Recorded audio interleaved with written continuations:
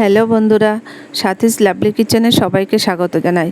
আজকে রান্না করব নিরামিষ পনিরের রেসিপি। তার জন্য আমি এখানে কিউবের আকারে কেটে 200 গ্রাম পনির নিয়ে নিয়েছি। আর নিয়েছি কিছুটা আদার টুকরো, কাঁচা লঙ্কা আর টমেটো। এবার এটাকে আমি একটা মিক্সিং গ্রাইন্ডারে দিয়ে সুন্দরভাবে পেস্ট করে নেব।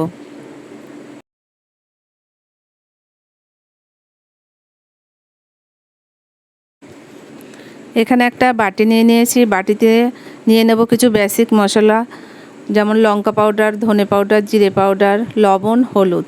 এবার এর ভিতর একটু একটু করে জল দিয়ে সুন্দর একটা স্মুথ পেস্ট বানিয়ে রেখে দেব। কড়াইতে তেল বসিয়ে দিয়েছি, তেল গরম হয়ে গেছে। এখন আগের কেটে রাখা পনিরের টুকরোগুলো হালকা লাল করে ভেজে তুলে নেব। পনিরগুলো আমার সুন্দর করে ভাজা হয়ে গেছে। এখন এটাকে আমি তুলে নেব।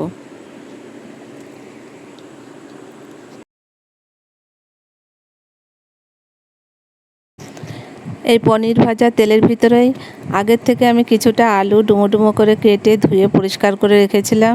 এই আলুগুলো কিছুটা সময় ধরে ভাজবো। ভেজে লাল করে একটা অন্য পাত্রে সব আলুগুলোকে তুলে নেব।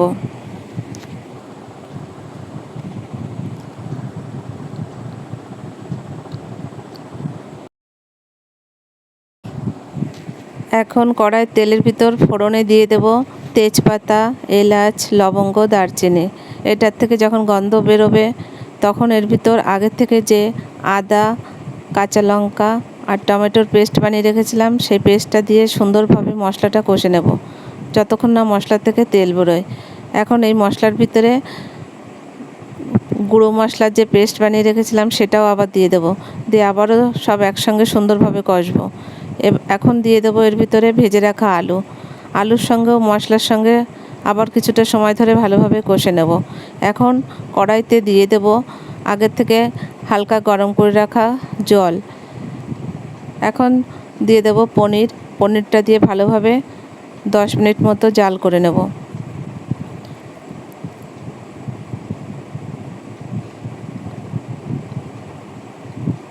আমার পনিরটা খুব সুন্দরভাবে ফুটছে, জাল হচ্ছে। কিছুটা সময় এইভাবেই রান্না করে নেব যতক্ষণ না আলুগুলো ভালোভাবে গলে যায়। আমার রান্নাটা এবার শেষ হওয়ার পথে। এখন এর ভিতরে দিয়ে দেব কিছুটা গরম মশলা। গ্যাসের ফ্লেম বন্ধ করে অন্য পাত্রে নামিয়ে নেব পনির।